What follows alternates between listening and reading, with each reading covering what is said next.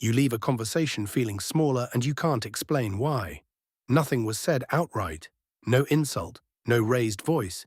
You even laughed. But hours later there's a weight in your chest and a sentence you keep replaying. Most people call that being sensitive. It usually isn't. It's the residue of something quieter, more deliberate, and far more common than you think. Here's what's actually happening. Quiet manipulation almost never looks like manipulation. It looks like concern. It looks like a joke. It looks like someone who's just had a hard week. That's precisely why it works. Your brain is built to scan for obvious threats, shouting, aggression, hostility. It is not built to detect a slow, patient rearrangement of what you believe about yourself. So it walks straight past the alarm. Over the next few minutes, I'm going to walk you through 7 signs. Some you'll recognize instantly. One of them, number 5, is the reason people stay in situations everyone else can see clearly from the outside. And by the end, you'll understand something uncomfortable. The more empathetic and self-questioning you are, the easier you are to move. Let's start where it always starts. First, a definition worth being precise about. Manipulation isn't influence. Influence is open. I want this, here's why, you decide.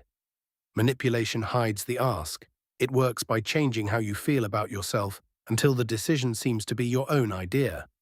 The target isn't your behavior. The target is your judgment, because once judgment is compromised, behavior follows for free. That distinction matters, and it's rarely a villain. Most quiet manipulation isn't plotted in advance. It's a set of habits someone learned early because it worked, a way of getting needs met without ever risking a direct request. That doesn't make it harmless. Intent explains behavior. It doesn't cancel the damage. You can hold both. This person may not be evil, and this pattern is still costing you. Sign 1. The apology that isn't one. Listen to the shape of it. I'm sorry you felt that way. I'm sorry, but you know how I get. I'm sorry, I only said it because I care. Each of these performs regret while quietly relocating responsibility onto you or onto circumstance. A real apology names the action. A counterfeit one names your reaction. Learn to hear the difference. Sign 2. The invisible ledger. Favors arrive unrequested. The lift you didn't need, the help you didn't ask for, the generosity that felt slightly too large. Then, weeks later, the invoice. After everything I've done for you. Genuine kindness has no memory. Transactional kindness keeps immaculate accounts. If you feel a debt you never agreed to take on, someone else has been doing your bookkeeping. Sign 3. Warmth that comes and goes without explanation. Monday you're their favorite person. Thursday you're met with a flat, unreadable politeness. And no reason offered. Behavioral science has a name for this pattern. Intermittent reinforcement. It's the same schedule that makes slot machines difficult to walk away from. Unpredictable reward doesn't weaken attachment. It strengthens it, and it makes you work for the warm days. Sign 4. The third person who is never in the room. Others have noticed it too. I'm not the only one who thinks this. The crowd is always anonymous, always unavailable, always agreeing. This is triangulation, and it does 2 jobs at once. It multiplies the pressure, and it removes anyone you could actually check the claim with. Real feedback has a name attached to it. Now, before sign 5, understand why any of this lands. Your mind hates contradiction. When someone you trust describes a version of you that doesn't match your own, holding both is genuinely painful. So the mind resolves it the cheap way. It edits the version it controls, yours. Not because you're weak, because coherence feels safer than conflict, which brings us to the most costly sign of all. Sign 5. Your own memory starts arriving with a question mark. It begins small. That's not what happened. You're remembering it dramatically. I never said that. You always do this. Repeated enough, you stop trusting your recall and start outsourcing it to them.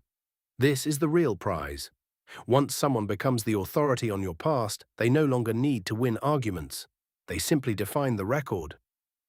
Sign 6. Every concern you raise somehow ends with you comforting them. You arrive with a reasonable point. Within minutes they're wounded, you're apologizing, and the original issue has vanished entirely. Notice this is not a rebuttal, it's a redirection. Nothing was disproved. The subject was simply moved. If raising problems reliably costs more than living with them, you'll stop raising them. That is the function. Sign 7. Everything is suddenly urgent. Decide now. Don't overthink it. Why do you need to sleep on it? Urgency is the oldest tool there is, because deliberate thinking is slow and pressure switches it off. Anyone who benefits from your decision has an interest in you making it quickly. A request that cannot survive 24 hours of daylight was never a request. It was a squeeze. There's a signal that usually arrives before you've consciously worked any of this out. Your body. The tightness before you open their message. The rehearsing of sentences before a simple conversation. The relief when plans get cancelled.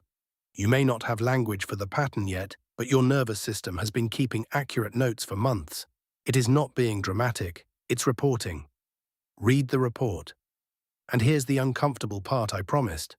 This rarely catches careless people. It catches conscientious ones, people who assume good faith, who examine themselves first, who'd rather absorb a cost than accuse someone unfairly. Every one of those is a virtue. Each one is also a handle. The very reflex that makes you decent is the reflex that keeps you explaining someone else's behavior to yourself. So what actually works? Start with tempo. Manipulation depends on speed, so slow everything down. I'll think about it and come back to you tomorrow is a complete sentence, and it requires no justification. You will notice something revealing when you use it. Reasonable people accept it without friction. The ones who escalate, sulk, or press harder have just answered a question you didn't have to ask. Second, keep your own record, not as evidence for a courtroom, as an anchor for yourself. A few lines in your phone, the date, what was said. It sounds excessive until the day someone tells you it never happened, and you have somewhere outside their voice to check. And third, state limits as facts, not as pleas. I'm not available, for that needs no debate. If this has landed close to home, this is the kind of thing I unpack every week on Mind Decoded. The patterns underneath ordinary behavior, the ones most people feel long before they can name them.